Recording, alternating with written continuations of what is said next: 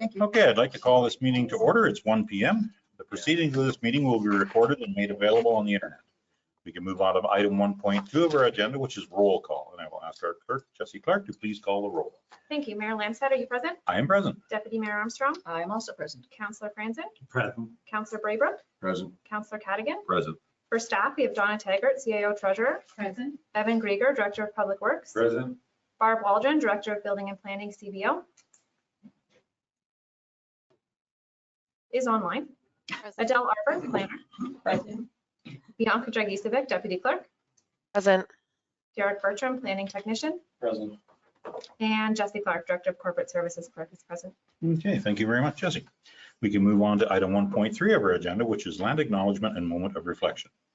We respectfully acknowledge that Trent Lakes and Peterborough County are located on the Treaty 20 Mississauga territory and in the traditional territory of the Mississauga and Chippewa nations, collectively known as the Williams Treaty First Nation, which include Curve Lake, Hiawatha, Alderville, Scugog Island, Ramla, Beausoleil, and Georgina Island First Nation. Trent Lakes respectfully acknowledges that the Williams Treaty First Nations are the stewards and caretakers of these lands and waters in perpetuity, and that they continue to maintain this responsibility to ensure their health and integrity for generations to come. We will now take a moment to reflect on these principles and our duties and responsibilities as members of council.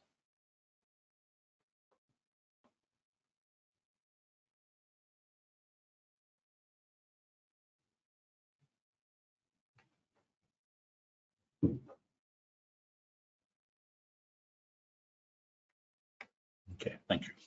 We can move on now to item 2 of our agenda is the disclosure of pecuniary interest. If any member of council has a pecuniary interest on an item on the agenda, please disclose it now or anytime during the meeting prior to discussing anything you have an interest in. I'm seeing none. We can move on to item 3 of the agenda, which is the approval of the agenda as circulated. I would entertain a motion for second. Deputy Mayor Armstrong and Councillor Franzen for a seconder. Any conversation about the agenda? I will call for the vote. All in favor? That motion has carried. We can move on now to item 4 of our agenda, which is the adoption of the minutes. Item 4.1 is the regular council meeting of October 15th of 2024. Councillor Braber for a mover, Councillor Cadigan for a seconder. Any conversation about the minutes? I'm seeing none. I will call for the vote. All in favor? That motion has carried. We can move on now to item 5 of our agenda, which is committees and boards. Item 5.1 is the Environmental Advisory Committee. Item 5.2 is the Peterborough OPP Detachment Board of September 30th meeting. We can adopt them both at the same time or speak about them individually at the desire of council. Councilor Braber, go ahead. I'll make a motion to adopt both and just wanted to make a comment. When we get a seconder, I'll get your comment. Absolutely. Do we have a seconder for that motion? I see Councilor Cadigan for a seconder. Any conversation? I see Councilor Braber, go ahead. Yes, thank you. Through you, Mayor. With regards to 5.2, the OPP Detachment Board, I just want to acknowledge our interim board administrator, Bianca Dragicevic, for preparing these reports. And not only that, for being basically the spearhead, the champion of getting our police services board together and getting everybody organized in that sort of thing. So we appreciate everything that she's done to date. So thank you, Bianca. Thank you very much for that recognition, Councilor Braber. And yes, thank you, Bianca. I'm sure you can hear us from all of them. And I will now, any other conversation? Seeing none, I will call for the vote. All in favor? That motion has carried. We move on to 5.3 of our agenda, which is liaison reports and council boards and committees. We don't have anything to discuss. Go ahead, Deputy Mayor Armstrong. Perhaps just an addendum to last month's meeting, that the name of our new librarian is Tina Steed, which I could not. Oh, yes. Okay. Thank you. Thank you very much for that update. Greatly appreciated. Okay, we can move on now to item 6 of our agenda, which is a statutory public meeting pursuant to the Planning Act. I would entertain a motion to suspend our regular meeting and go into a public meeting. Councillor Cadigan for a mover. Councillor Franzen for a seconder. Any conversation? Seeing none, I will call for the vote. All in favor? That motion has carried. We are now in a public meeting. And we can move on to item 6.1 of our agenda. I think Derek Bertram, our planning technician, you have a preamp. Thank you. Through you, Mayor Lamb this is a public meeting under Section 34 of the Planning Act to consider an amendment to the municipality's comprehensive zoning bylaw B 2014-070 as amended. A notice of public meeting for today's applications containing prescribed information was circulated to all landowners within 120-meter radius of the subject lands at least 20 days prior to this meeting, and a sign was posted on the subject land in accordance with the Planning Act.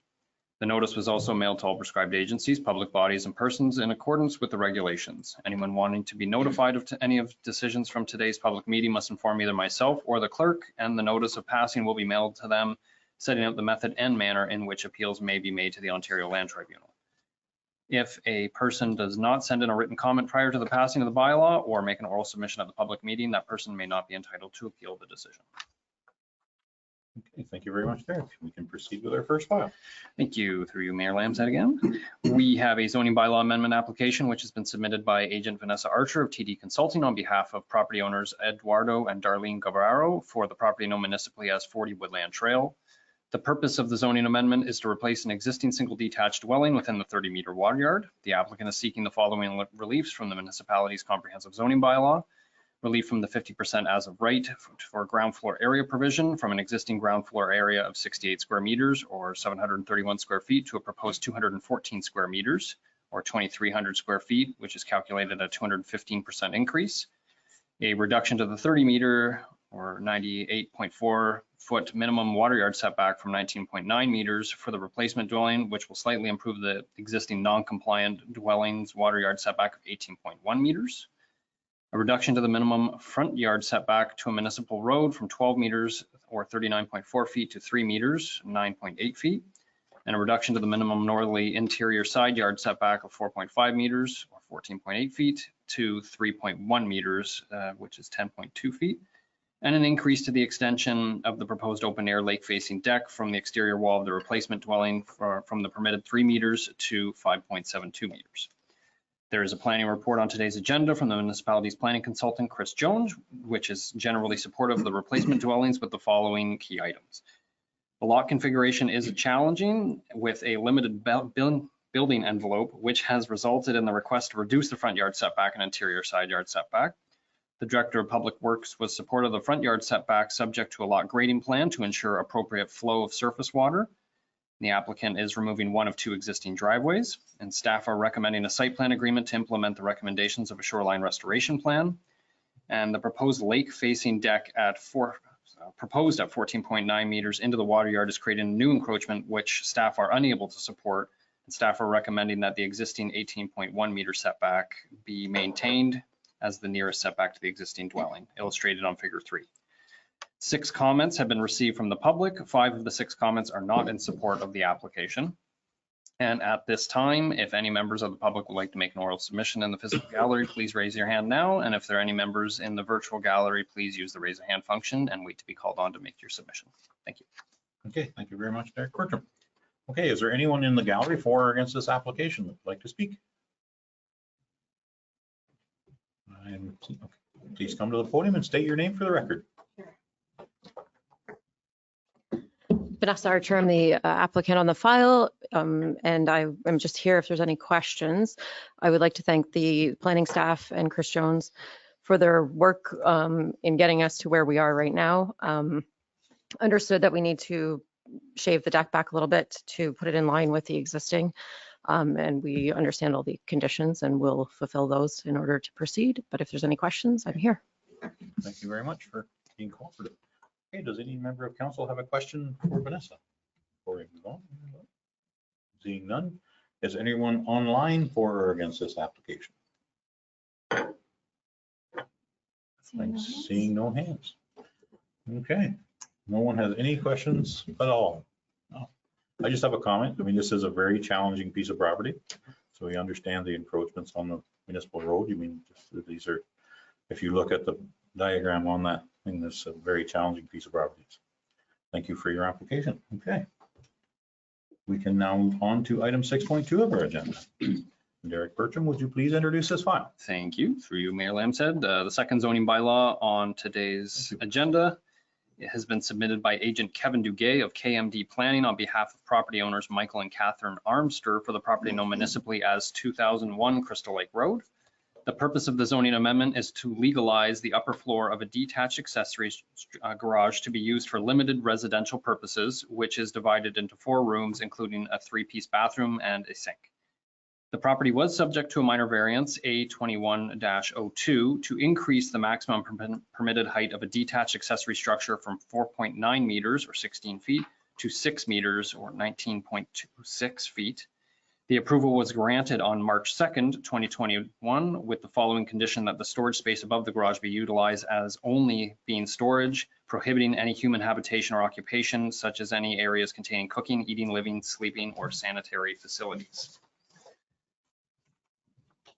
A planning memorandum has been submitted by the municipality's external planner, Chris Jones, who is not in support of the legalization of the upper floor to be used as for residential purposes based on the following points. The upper floor is divided into several rooms with plumbing and a separate sink, which comprises the primary components of a dwelling unit. Shoreline regulations in the Trent Lakes comprehensive zoning bylaw only permit 1 dwelling per lot. The applicant has contravened the conditions of minor variance A2102, and Crystal Lake has been identified as a highly sensitive lake trout lake that does not support additional units or severances. And the definition of a garage states that the structure shall not be used for human habitation. 2 public comments have been received in support of the application. And at this time, if any members of the public would like to make an oral submission in the physical gallery, please raise your hand now. Or if any members in the virtual gallery, please use the raise hand function to be called on. Thank you. Okay, thank you very much, Derek. Is there anyone in the physical gallery that would like to speak to this item? I am seeing none. Is there anyone online that would like to speak? Yep, Kevin Duguay, I'll unmute you now. Good afternoon. Thank you. Good afternoon, Mayor Lambshead, Planning Committee members, Council. As noted by your planning staff, I am the planning consultant, have been retained by the Armsters with respect to the zoning bylaw amendment application. Mr. Chairman, I'd like to start by making reference to the summary comments provided by your municipality's planning consultant found on page 8 and page 9 of the planning memorandum. Okay. And I would normally not spend time focusing on the writing or the recommendations of staff reports, but in this case, I think it's important that certain clarifications be made. I'll start off with the first bullet point. I acknowledge, as do my clients, there was a minor variance approval granted in 2021, which indicated at the time that the upper floor portion may not be used, or portions of the garage be used for living space. We're not denying that. That's why there is a zoning application. Number 2, there was work undertaken, Mayor Lamb said, prior to my affiliation with this file. And that has included renovations made to the upper floor, which would include equivalent of habitable space and a bathroom. There's not, I'm acknowledging that exists. And I'm also acknowledging that was undertaken without a permit. To that end, my clients are fully prepared to acquire any necessary retroactive building permits with respect to the habitable portion. The third bullet point, the planning consultant report speaks to the 2024 provincial planning statement. That was not and is not the applicable planning document at the time these applications were made. The applications were filed in July, and at that time, your municipality, the County of Peterborough, and the Greater Golden Horseshoe area were dealing with then the 2020 provincial policy statement and the 2020 growth plan for the Greater Golden Horseshoe area. So my planning report, planning committee members, speaks to those 2 governing policy documents. So I just wanted to clarify in the report, Mr. Jones speaks to a different policy document which wasn't applicable at the time the applications were made. They do say similar things, but they're not exactly the same. To that point, it does speak to Crystal Lake being an at capacity lake. Now this is relevant during the pre-consultation process and during the entire processing of this application, there was never a request made by municipal staff for an environmental or natural heritage evaluation. Should one have been required, it would have been produced. Absolutely would have been produced, but none was ever required. So to raise it after the filing of the documents, which were governed by a pre-consultation meeting, the goalpost is moving and it's not fair. Now, the other point then, point 3 and 4 are similar, but point 4, there are not 2 dwelling units on this property. There is one principal dwelling unit with an accessory garage, which has habitable space. I'm not a building code expert, but a dwelling unit is a self-contained dwelling unit, which includes habitable space, bathroom, and full kitchen. There's not a second dwelling unit.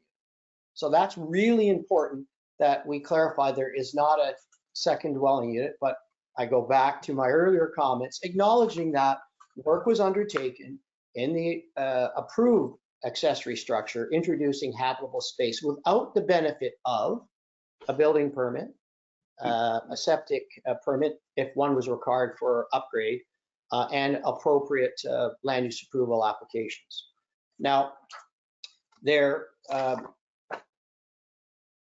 my clients have been prepared from the very beginning to work with the municipality to address septic capacity.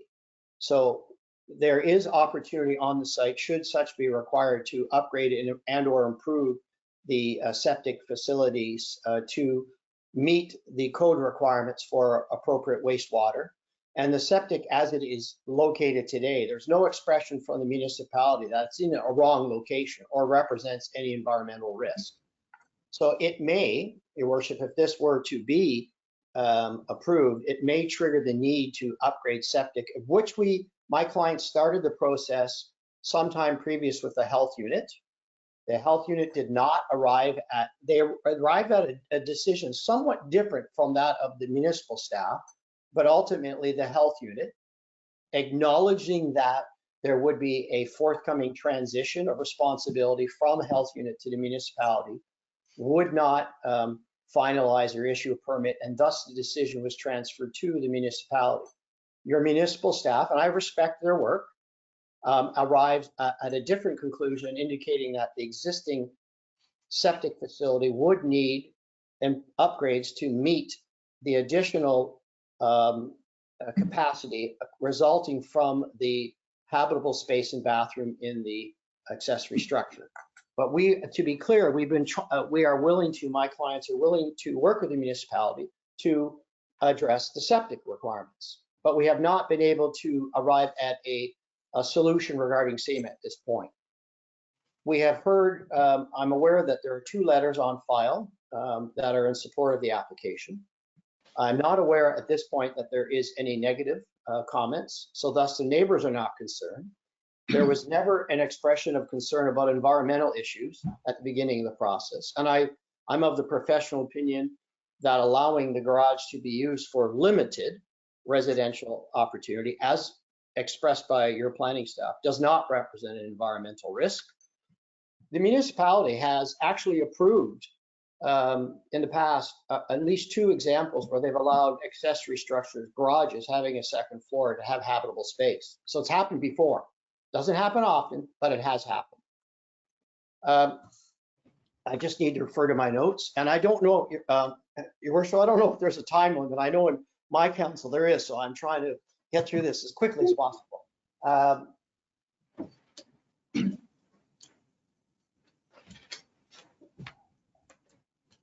And the fundamental question that I have to answer or address as a professional planner, what is the impact, if any, on allowing a garage? If we started today fresh, clean slate, what would be the impact, if any, on the lake, on neighboring properties, and on the municipality if we were to permit an accessory structure on this property to have a limited residential occupancy with a bathroom? And I am satisfied as a professional planner, there would be no impacts, none. no geological, no hydrogeological, no environmental, and neither would be issues with respect to compatibility. I attended sometime previous a meeting, public meeting regarding 1999 Crystal Lake, where a large accessory structure was permitted. And I recall, I may be in error here, but I recall that facility would allow a bathroom facility on the main level. That was my recollection of the meeting I actually described. Now I may be confused, but it is a very large accessory structure on an adjacent property. So again, I go back to what the provincial planning policies do not contain any policy reference that would suggest that this could not happen. It speaks to limited residential use. That's exactly what happens here. And then you rely upon various planning documents and studies to support decision, but no environmental assessment has ever been required. My clients would have produced one, and I'm satisfied its conclusion would have been such that there would have been no impact associated with the zoning application. And we now know we have, unless I'm mistaken, no public opposition. So again, like, what's the impact? Lastly, committee members, my clients at the beginning of this process were asked to submit an application to proceed with the acquisition of a portion of unopened road allowance. They did so willingly in a collaborative manner. So that has happened. And frankly, it has no bearing on the status or use of the accessory structure for limited residential use, but they undertook that measure at their expense, including survey work and application fees, demonstrating that they wish to collaborate.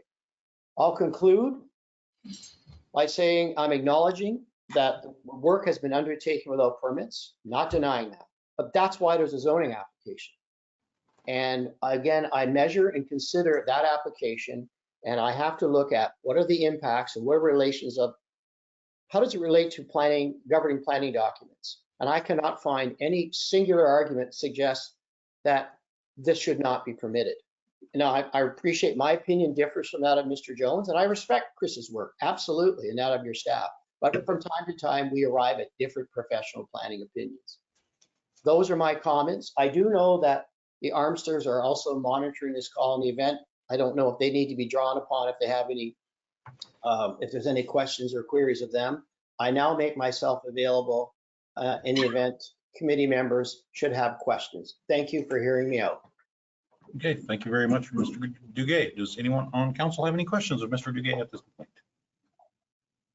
I see none. Does anyone on the virtual gallery want to speak? Oh, go ahead, Councillor Braybrook, sorry. Yeah, thank you. Through you, Mayor. I'm just interested, excuse me, I'm just interested to see, to have staff's perspective on the inconsistencies that were identified by Mr. Duguay as to Mr. Jones's, I guess, language or wording in his report.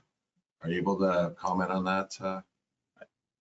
I think Barb Waldron, our CBO, would like to speak as well, so maybe we could let her speak, maybe answer some of your questions. Barb, are you available? Yes, I am. Through you, Mayor Lamson. I'm going to let Adele answer Councillor Braybrook's questions because she's got a little more history than I do. But I did want to bring to council's attention and just ensure that they keep this in mind when considering this application. Staff is in the midst right now of working with Chris Jones on our additional residential unit bylaws, which will be coming to council very shortly. And we have been very consistent all the way along this process to stay away from at-capacity lakes for any additional development. The Ministry of Municipal Environment has also provided us with documentation that they are not in favor of any additional development on at-capacity lakes. So opening the door to this type of application prior to us going down the road of putting in place what we want to have for additional dwelling units and where they are going to go is an important consideration when you're looking at this application. Okay, thank you very much. And I think Adele, could you be able to answer Councillor Braybrook's question, please? Yes, thank you. And through you, Mayor Lambshead, in terms of the provincial policy statement with the new bill 185 coming into effect, Mr. Jones has identified the new provincial policy or planning statement. And also just that one statement reflects what our official plan says about Crystal Lake, that it's at a high capacity sensitive lake trout lake. No additional residential units are permitted on that lake. And Mr. Duguay has creatively identified in this proposal called the limited residential use of the second story. It was only 3 years ago that the property owners came to the Committee of Adjustment and asked for relief from the zoning bylaw to increase the height. And in that time, in the intervening time, they chose to renovate the second story for additional units, And they're not calling them bedrooms. However, if you look at the planning report that Mr. Jones provided, there is a section, I believe it was in October, that we had received some correspondence from Mr. Duguay regarding the main dwelling on the second story, identifying that as being used as storage and not bedrooms. So there is a little bit of a shell game going on in terms of what's a bedroom, what's not a bedroom, is it captured under septic or not. So in terms of Mr. Jones's report, he is recommending that it not be supported. Thank you very much. Any other comments or questions? Anyone in the virtual gallery? I think Kevin would like to respond. Okay, Kevin, would you like to respond to Adele's information? Yes, Your Worship, I would. There's nothing creative, Your Worship, being a part of my presentation. And frankly, I take some exception with that terminology. The document that was provided to the municipality in October was one of a communication, an expression to the municipality of some options that we are willing to work with the municipality to ensure capacity, septic capacity could be met. So you could convert some space in the main dwelling and have them, thus the habitable space in the accessory dwelling. There was nothing creative. That was just simply a expression of opportunity to try to address septic capacity, plain and simple. And I need to be very clear, Your Worship, this is not a second dwelling unit at all. This is simply additional habitable space in the bathroom expressed in a separate building. It's not a dwelling unit. And moreover, I'm hearing today for the first time about the at capacity study analysis, additional residential units. That was not information made known to me. Moreover, had it been, I would have still been of the professional opinion, we're not introducing a second dwelling unit. We're just introducing additional habitable space, which conceivably could have been added to the building. But in this case, my clients agreed, I do acknowledge, proceeded to do work without permits. I just wanted to clarify that point, that I believe this council knows me well enough that there would not be any sort of described creativity. I was simply trying to work with staff to arrive at a solution with septic capacity. Thank you. Okay, thank you very much. Yeah, without the kitchen, I'm tending to believe you that it's not really habitable space. It's usable space, but no kitchen. So I'm not sure about how that works into the policy. Your Worship, I understand it would. If I understand, and I'm not a septic expert, but I understand the intricacies of the code, but it would result in potential additional capacity, more persons living in bedrooms, thus needing to use the bathroom more often, and thus would have an impact on septic. That would be my understanding. But it's not a dwelling unit because there's not a kitchen. Okay, thank you. Deputy Mayor Armstrong, you I have a think that was my point, is that Okay. we're hung up on the definition of dwelling. Yeah. The reality is we're introducing a space where more people can reside and put additional pressure on the lake. Okay, any other comments or questions? I'm seeing none. Okay, thank you very much, Mr. Duguay. We can move on now to item 6.3 of our agenda, which is Kirchhoff, our planning technician. Can you please introduce this file?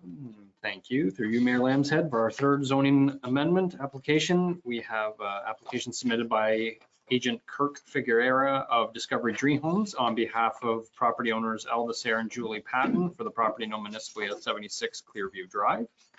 The purpose of the zoning amendment is to replace an existing single detached dwelling within the 30-meter water yard. The applicant is seeking relief from the following provisions in the comprehensive zoning bylaw.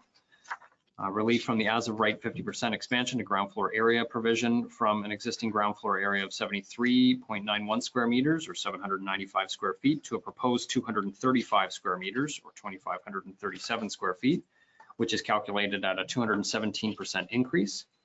And a reduction to the 30-meter 98.4 feet minimum water yard setback to 19.3 meters or 63.3 feet for the replacement dwelling, which will slightly improve the existing non-compliant dwellings water yard setback, and a reduction to the minimum front yard setback from a municipal road from 12 meters or 39.4 feet to 10 meters or 32.8. There is a planning report on today's agenda from the municipality's planning consultant, Chris Jones, which has been updated with a supplemental memo as a result of receiving the Kawartha Regional Conservation Authority comments after the posting of the agenda. The memorandum is supportive of the replacement dwelling, and the requested relief following was identified in his report. The external planner did raise some concerns in regard to the grade on the lake side of the proposed dwelling due to a steep slope, which poses erosion hazards. And the supplemental memo has made reference from the KRCA comments that the slope stability and erosion control sediment study may be required as part of KRCA approval.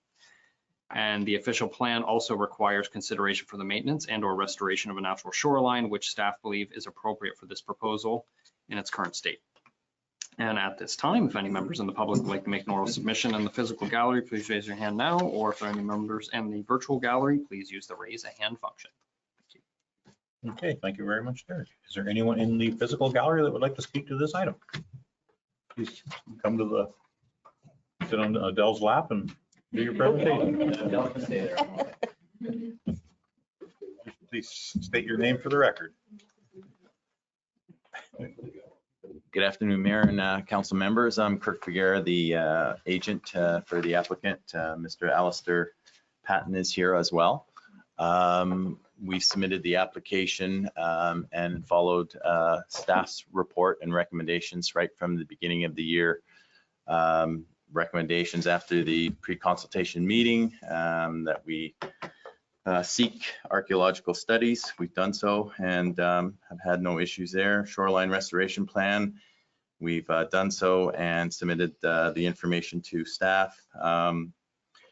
Client has had an up-to-date survey with all the topographical information. We submitted that to staff.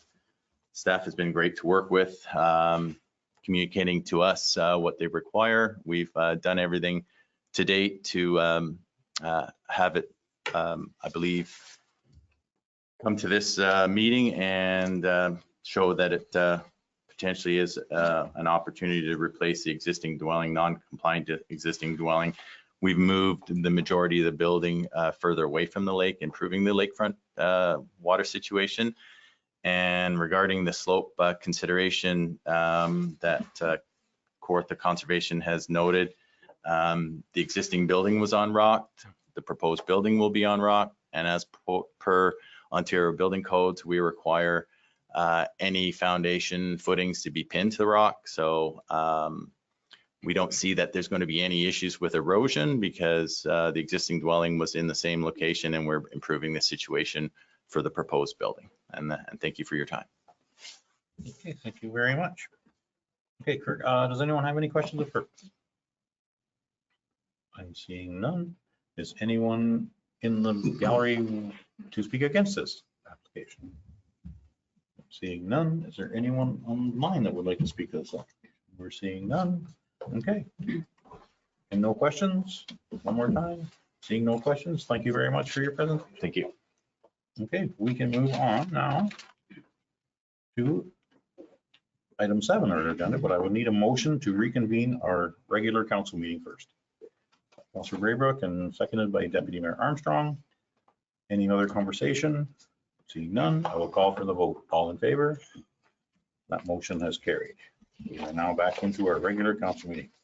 Item 7 of our agenda is business arising out of a statutory public meeting. Item 7.1, Derek Bertram, our planning technician, can you please speak to this item? Thank you. Through you, Mayor Lambshead, there was a public meeting held for file 2419, which included a memorandum from the municipality's external planner. The external planner recommended the following: that council receive the report 2419, that council support the zoning bylaw amendment for file 2419, and further that council direct staff to prepare a bylaw to be brought forward upon the adoption or pending receipt of shoreline restoration plan prepared by a qualified environmental professional, and a revised site plan that reduces the floor area of the projection of the deck by maintaining the water yard setback from the existing dwelling, and a lot grading plan prepared to the satisfaction of the Director of Public Works, and an executed site plan agreement and the implementation of the shoreline restoration plan and lot grading plan.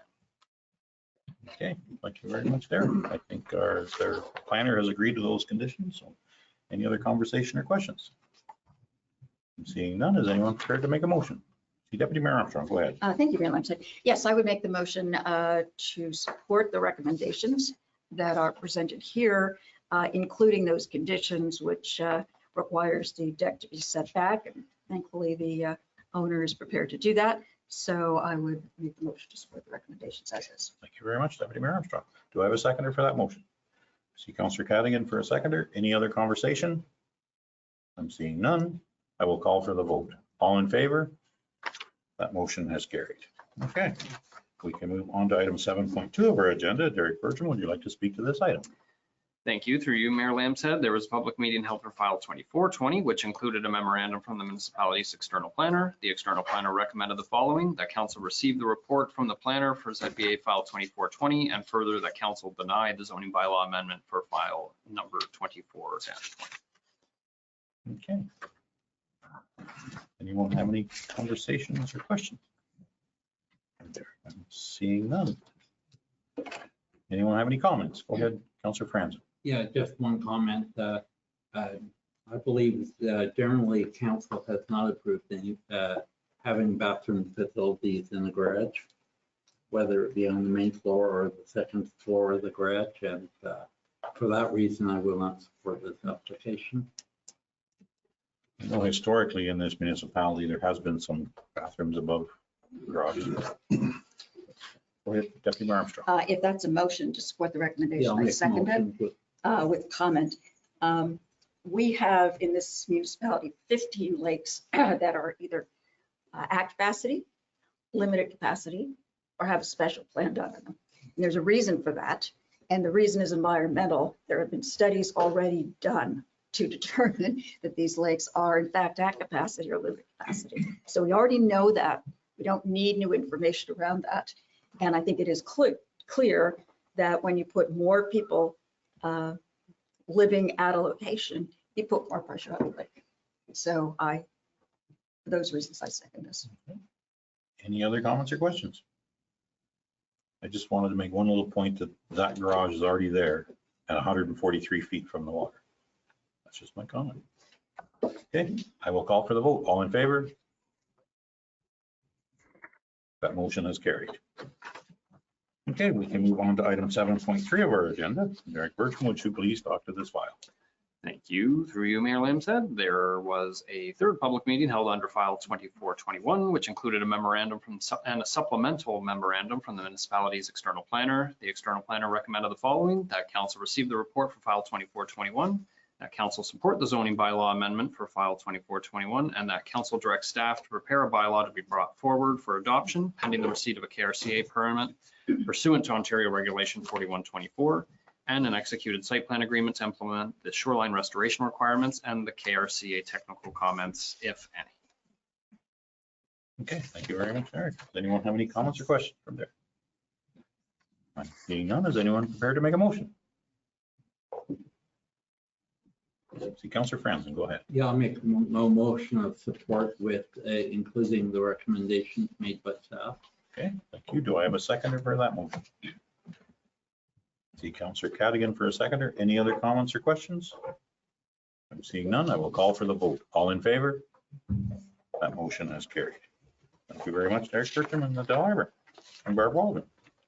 Okay, we can move on to item 8 of our agenda, which is presentations. We have none. We can move on to item 9, which is delegations. Chris Banton, would you like to come to the podium and speak, or are we online? Yeah. Come on, yeah, come up to the podium. My name is Chris Banton. I'm just here on behalf of my mom, Cindy, and my father, Mike Banton. I just wanted to come and say, introduce myself and thank you, Mayor and council members, for taking this time to look at our file or our case that we have presented to you over the last few weeks. And thank you for all of your help with us navigating through this process. I don't really have much to say, but I just wanted to make myself present here today and let you know that it's appreciated between us and our family for taking the time. And we're just here to see what has to be said today. Okay, well, thank you very much, Chris, for being present. Yep. Unfortunately, in a regular meeting, so we don't have a lot of back and forth, but of course, does anyone have any comments or questions for Chris about his presentation? I'm seeing none. I would like to thank you very much for coming in today. Thank you. Okay, we can move on to we'll entertain a motion to receive Chris's presentation.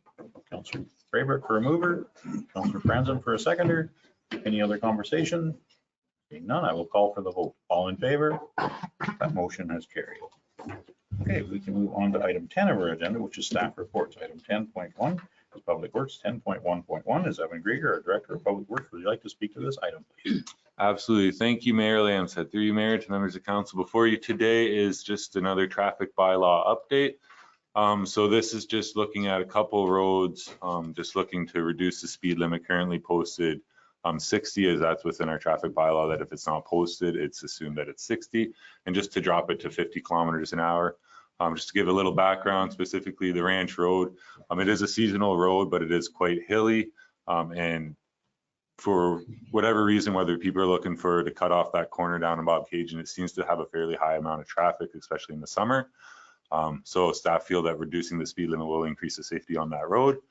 And then also just to speak to the Galway Road, the section is from Allen's Alley basically to the Galway Hall. When driving that road, it is quite hilly, especially through that area, as well as there is an increased number of dwelling units. So it's an opportunity to just increase safety along that roadway. You know, if people want to get out and walk, I know one of the big pushes to look at more active transportation. So it also allows an opportunity for that. And I am finding when I'm driving all the roads in the municipality, I'm constantly, setting my speedometer at the speed limit, whether it's 50 or 60. And I am finding actually in a lot of the areas in the municipality where it's posted 60 that it could look to actually reduce it more to 50.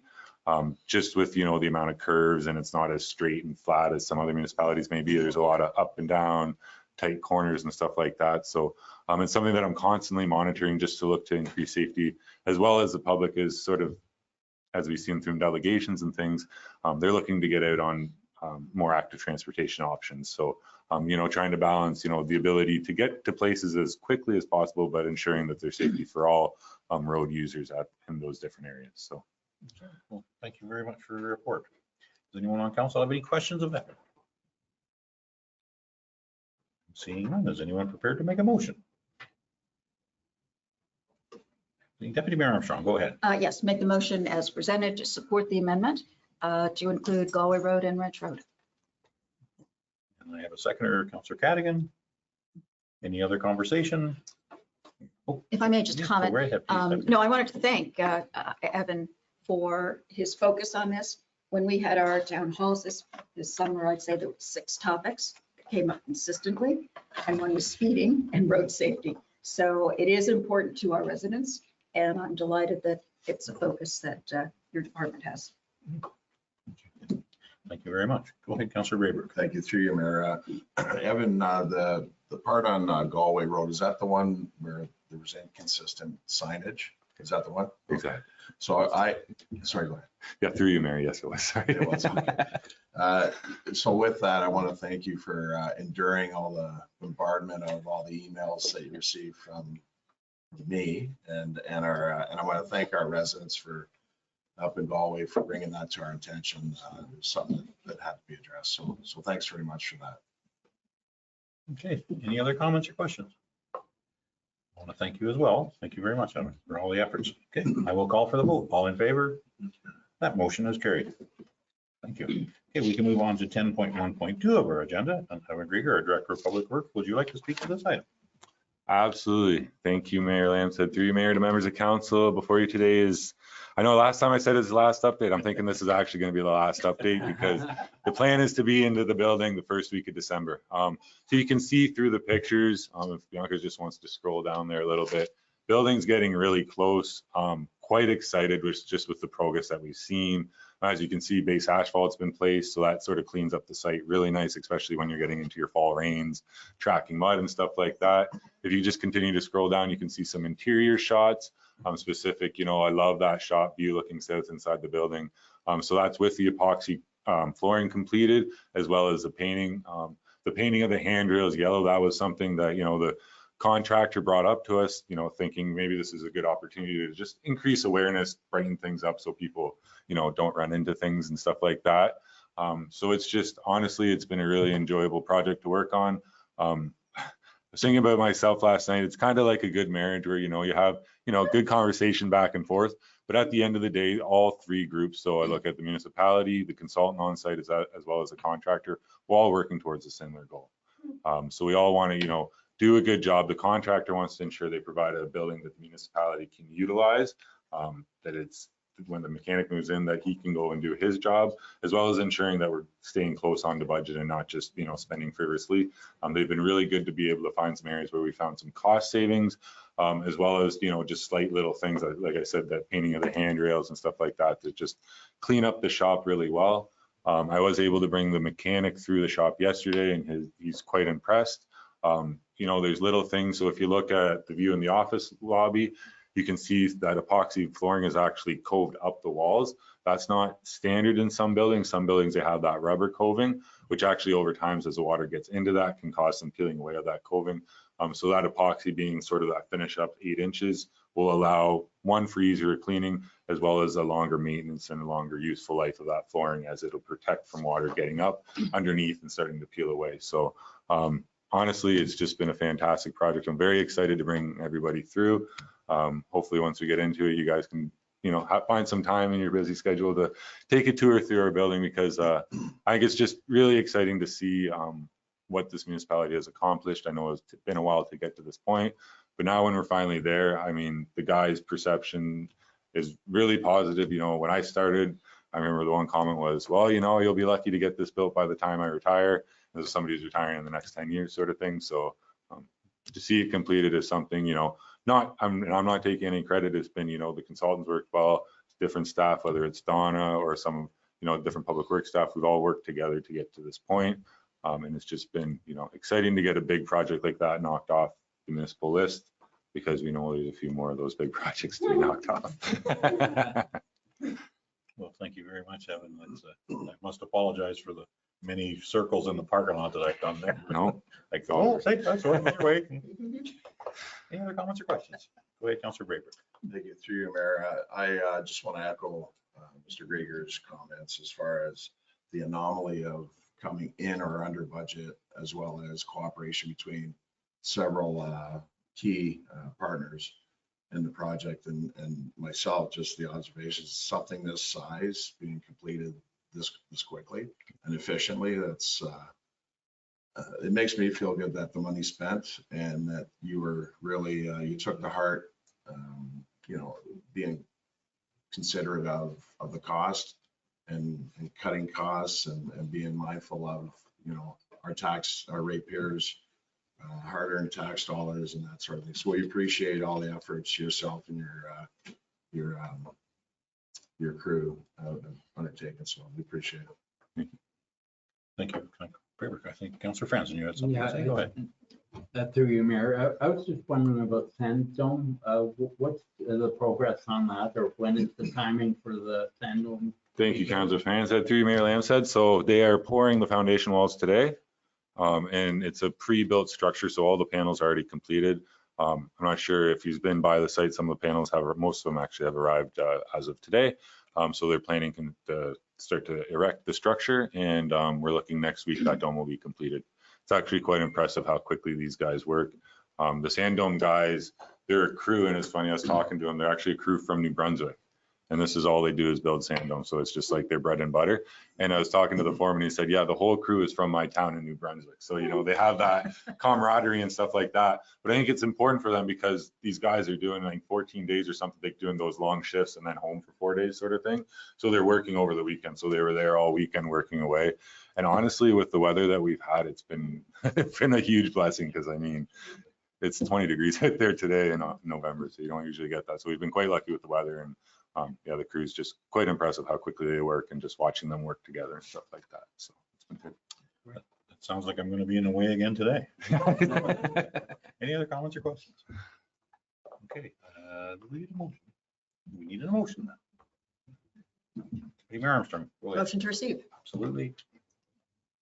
And Councillor Franzen for a seconder. Any other conversation or comments? Seeing none, I will call for the vote. All in favor? That motion is carried. Thank you very much, Evan. Look forward to the tour. Okay, we can move on to item 10.2 of our agenda, which is recreation facilities. We have no report. 10.3 is fire and emergency services. We have no report. And 10.4 is building and planning. And we have 10.4.1. Donna Taggart, would you like to speak to this item? Yes, thank you, and through you. So before you is an update report from the short-term rental working group, which includes options for council consideration. So public consultation on a draft short-term rental accommodation, or STRA, licensing bylaw has now been completed as directed by council at the April 19, 2024 meeting. This consultation included the ability to provide feedback through the municipality's webpage, resulting in 160 responses, and through 2 public meetings where 50 people provided delegations. The working group reviewed and considered all public input, which is summarized in the report under Appendix A. You will see from this document that feedback continues to be mixed on the best way to deal with short-term rentals, causing the working group to deliberate on whether there was a more targeted, efficient, and cost-effective way to address issues raised by the public about STRAs. The report also speaks to the ability for the municipality to consider zoning a solution, after comments received from the public on recognizing STRAs as commercial operations or businesses.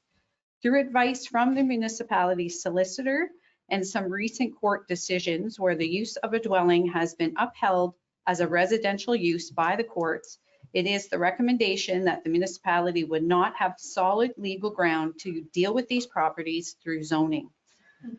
The report provides 3 options for council consideration. It is the working group's recommendation that council consider option 1, which is a mandatory registration program. A mandatory registration program would require all STRA owners to register with the municipality by submitting a signed application with some basic information about their property. This information would have to be determined, but could include things like property and owner information, name and contact information of a responsible person that could be on site within a set period of time, like 60 minutes, and some property specific information related to the number of bedrooms, number of weeks rented out, etc. With a proposed mandatory registration program, a site inspection would not be required as a review process would be administrative. There would be some further analysis required by the working group on whether review of applications could be accommodated with existing staff or by a short-term rental or short-term administrative contract person. Although specifics of this program would need to be determined, the working group is proposing a proactive approach to ensure all STRAs register. It is estimated that a registration fee would likely be between $250 and $500, although the working group would need to develop a further proposal with registration fees aimed to offset as much cost as possible. So although the report does provide 2 other options for council consideration, including enhanced enforcement and licensing, both of these options would require more resources, making them significantly more costly. It is therefore the recommendation of the working group that council receive the report, that council approve option 1 being a mandatory registration program, for short-term rental accommodations, and further that council direct the working group to prepare a draft registration bylaw for council's consideration. Thank you. And I can say that we do have all members of the working group present today if there are any questions. Okay, thank you very much, Donna Taggart. Does anyone on the council have any comments or questions in regards to this item? I'm seeing Councillor Cadigan, go ahead. Through you, Mayor Lamstead, I generally was in favor of option 2. I'm not sure that we require the level of enforcement that we're considering. I think in retrospect that we do need some sort of registration though, so we can keep track of who the short-term rentals are. So I've been convinced that maybe option 1 is our best bet. I'm willing to support that. Okay, thank you very much, Councillor Cadigan. Anyone else care to comment? Go ahead, Councillor Franzen. I really enjoyed reading option 1. I think it captured everything that we were trying to do. And I think it's a good compromise. So I always support option 1. And I'll make that a motion. You make that a motion, okay? Yeah, and support recommendations of staff. Do I have a seconder for that before further comment? Seconder for option number 1. I'm seeing none. No, okay. Okay, I have Deputy Mayor Armstrong going to, for conversation. Okay, now can we have any more conversation? Seeing none there either. Okay, I just have a comment. I think we need to do something, and I think this is a something. This may not be the do all, end all, be all, and solve all the problems in the world, but I think this is a start that we can change it, develop it, massage it as we go. And my view on this was always supposed to be self-funding. So if a few dollars might go to funding a person that look after this. I do think number 1 is not a bad idea. I think it doesn't show the overreach that item number 3 does. I think that that's not necessary. I think number 1 covers our bases. Might expose us to some liability still, but it's the way life is. My comment. Okay. Any other conversation? Seeing none, I will call for the vote. All in favor? That motion is carried. Number 1 it is. Thank you. Okay, we can move on now to item 10.4.2 of our agenda. Adele Arba, our planner, would you like to speak to this item? Thank you. And through you, Mayor Lamstead, this report identifies amendments to the development charge bylaws, which were approved by council in April of 2024. The proposed amendments are a result of the royal assent of Bill 185 on June 6, 2024, and related changes to the Development Charges Act, which include removal of mandatory phase-in, a reduction to the DC rate freeze timelines for developments proceeding through site plan and zoning bylaw amendment applications, inclusion of growth-related studies. These studies were once included, then they were removed, and now they're back in again. There is also a change in the Development Charge Act to add a provision specifying the date that the bylaw expires, and there is also some notation regarding modernization of public notice requirements. Minor amendments to the Development Charges bylaws specific to the inclusion of study costs, removal of the mandatory phase-in, and 10-year expiry date do not require the preparation of a background study or public meeting. In addition, the resulting bylaws cannot be appealed as long as these minor amendments are adopted by respective councils by December 6, 2024. However, staff will, within 20 days of the DC bylaw passage, provide a notice of passage. Staff worked with Watson and Associates to identify growth-related studies, gross capital costs, and timing of these studies. A calculated DC within each service or class of service was determined. The difference between the current charge and the proposed amended development charge for a single and semi-detached dwelling will increase by $562, going from $7,584 to $8,146. In order to take advantage of the streamlined amendment process, staff are recommending the following. The council received the report from the planner regarding amendments to the development charges bylaws B 2024-025, services related to a highway, B 2024-26, fire protection, and B 2024-027, parks and recreation services. And further, that council support the amended development charge bylaws on today's agenda for council's consideration and approval. Okay, thank you very much, Adele. Anyone have any comments or questions of Adele? I'm seeing no questions. Thank you very much for your very detailed report, Adele. Okay, can we have a motion to receive that report? See Councillor Cadigan for a mover, Deputy Mayor Armstrong for a seconder. Any other conversation? I'm seeing none. I will call for, oh, Sorry. go ahead. Sorry, my I apologies. should have Yeah, I just thought you just kept it up. kept it there. up. Yeah, no, sorry. My apologies. Yes, I just wanted to say thanks to staff for keeping track and on top of all of these changes. It must be like whiplash. It's coming and going and retracted and changed and so forth. And so it's much appreciated that someone is their eye on the ball because it's way too much for some of the rest of us to keep track of. Absolutely agree. I don't think we're done yet. Okay, I will call for the vote. All in favor? That motion is carried. Okay, we can move on now to item 10.5 of our agenda, which is administration. 10.5.1, Donna Taggart, our CAO treasurer. Would you like to speak to this item, please? Yes, thank you, and through you. So what I would ask that this report be deferred at this time, please. Okay, Thank can you. I have a motion to defer? Councillor Braybrooke for a mover, Councillor Cadigan for a second. Any conversation? Seeing none, I will call for the vote. All in favor? That motion has carried. Okay, thank you very much, Donna Taggart. We can move on now to 10.5.2 of our agenda, and it's Donna Taggart, our CAO treasurer. Would you like to speak to this lengthy and organized item? Yes, thank you, and through you. So before you is the Q3 report, and you will see that operations continue to be busy in all departments. So some highlights for you. You will see there's a new financial reporting that shows 11,873 payments made in Q3, with 89% of those payments coming electronically. A new 4-year collective agreement for our outside workers was reached with CUPE.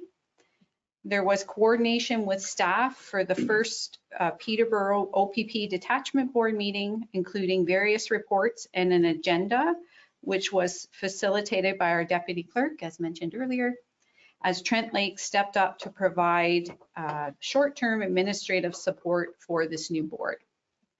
There was a new report template created by corporate services for accessibility and standardization. And this also includes the new environmental reporting. Q3 included a gain of 444 social media followers, and there are now 1,107 subscribers to the e-newsletter. There was an increase in building permits issued with 648 inspections occurring.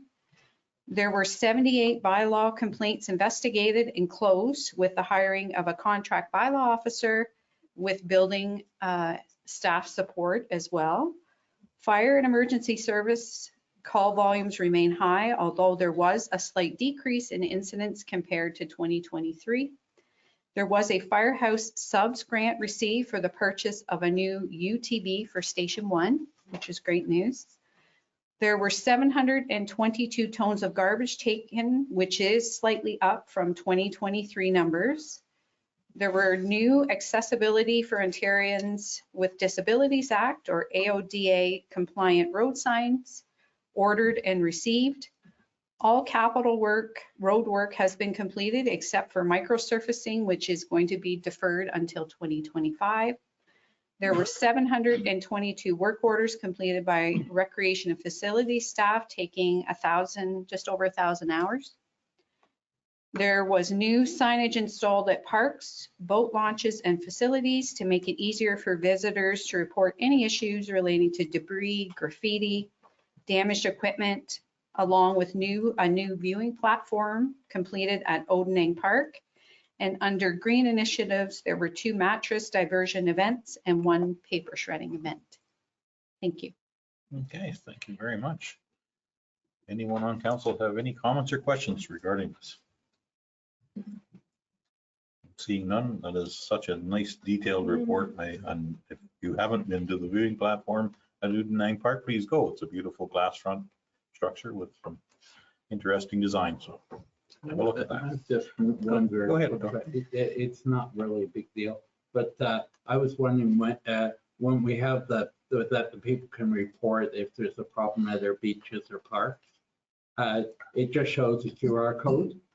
It didn't show a telephone number or any other way of contacting. Not everybody has a cell phone. Not everybody has an app to use the QR code. It's a good comment.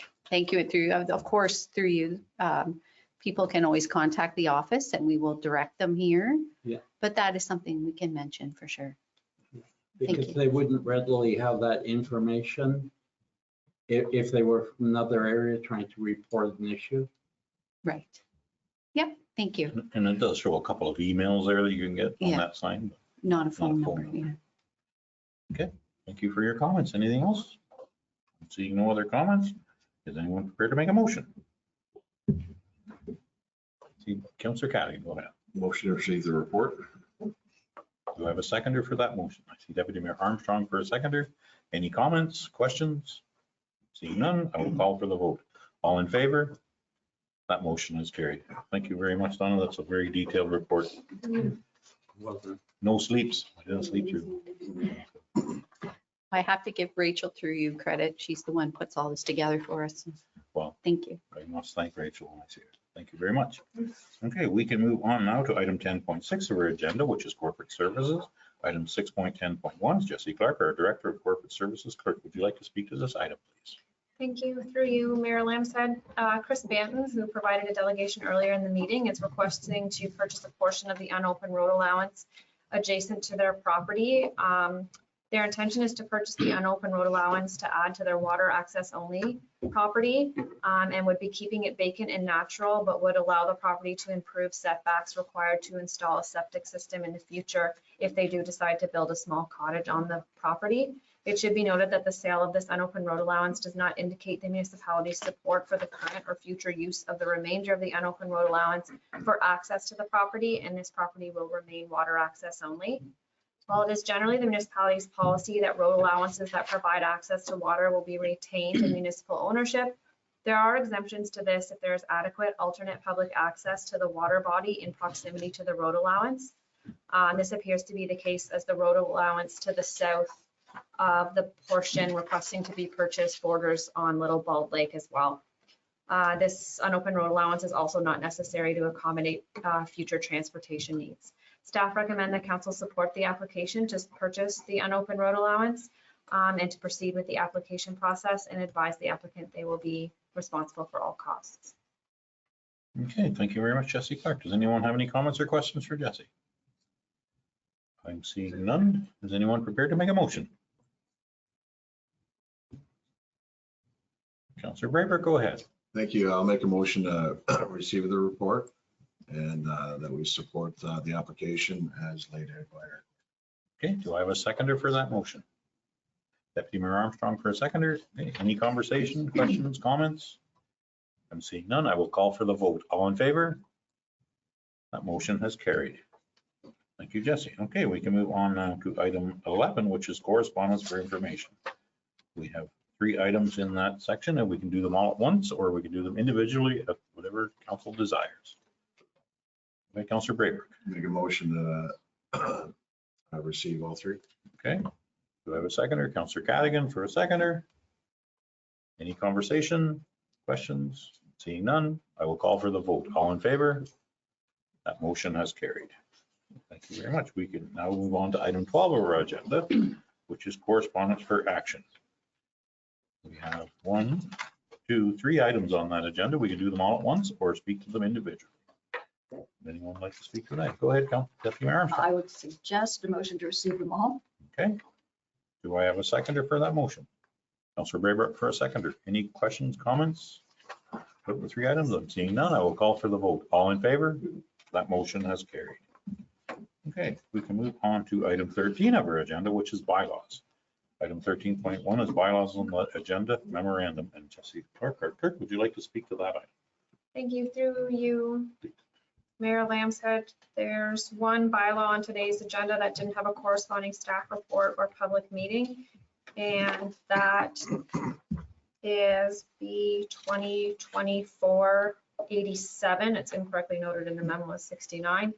It's a zoning bylaw amendment for file number 2408. A public meeting was held on June 4th, and staff were directed to prepare a bylaw to be brought forward pending receipt of a number of different items, and the bylaws on today's agenda for approval. Thank you very much. Okay, council, we can receive or do whatever we want with each one individually, or we can do them all at once. Councillor Franz, Motion to receive them all at once, approve. or approve them all Okay. at once. Do I have a seconder for that motion? Deputy Mayor Armstrong for a seconder. Any conversations, questions, comments, concerns? I'm seeing none. I will call for the vote. All in favor? That motion has carried.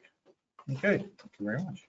We can move on to item 14 of our agenda, which is business arising out of a previous meeting. Does anyone have any business arising out of a previous meeting? I'm seeing none. Item 15 is notices of motion. Does anyone have a notice of motion to submit? Seeing none. Item 16 is information items. Does anyone have any information items to present? Councillor Franley, go ahead. You have one information item. I remembered saying Kin Mounts will be done on the Monday, 11 a.m. And I put them halfway beside the river. Okay, thank you very much. And any other information items? I'm just going to mention that the Buckhorn Community Center is having a Remembrance Day on Friday. So it's a special date. So it's going to be on Friday at 1 o'clock, I think. Okay. No more. Thank you very much. I think we received that. Okay. Okay, we can move on to item 17 of our agenda, which is our closed meeting. So I would need a motion to go into closed. Councillor Braber for mover, Councillor Cadigan for seconder. Before I call for the vote, we are going into closed under the Ontario Municipal Act under section 239(2) to discuss B, personal matters about an identifiable individual, including municipal or local board employees, identifiable individual. And E, litigation or potential litigation, including matters before administrative tribunals affecting the municipality or local board, unique potential litigation. F, advice that is subject to solicitor client's privilege, including communications necessary for that purpose, do need legal advice. And I will call for the vote. All in favor? That motion is carried. We are going into close for the reasons discussed.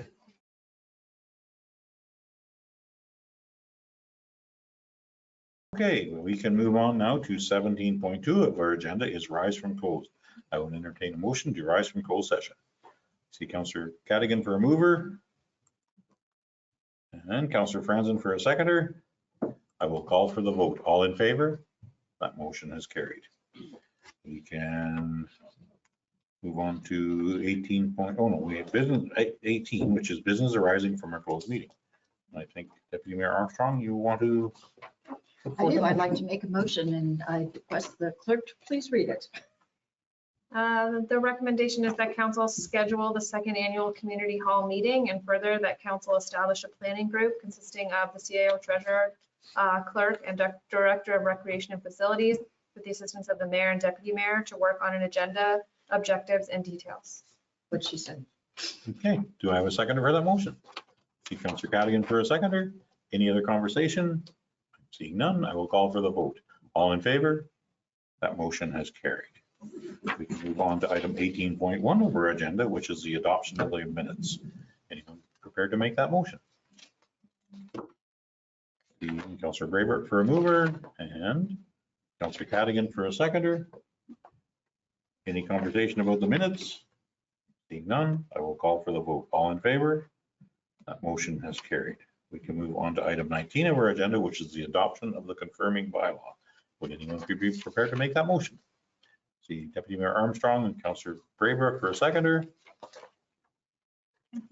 And I will call for the vote. All in favor? That motion is carried. Okay, we can move on to item 20 of our agenda, which is adjournment. I would entertain a motion to adjourn. You want to stay here all day. Councillor Braybrook for a mover. Councillor Franzen for a seconder. I will call for the vote. All in favor? That motion is carried. Thank you very much, council. Thank you very much to all our staff and everyone that joined us for our meeting.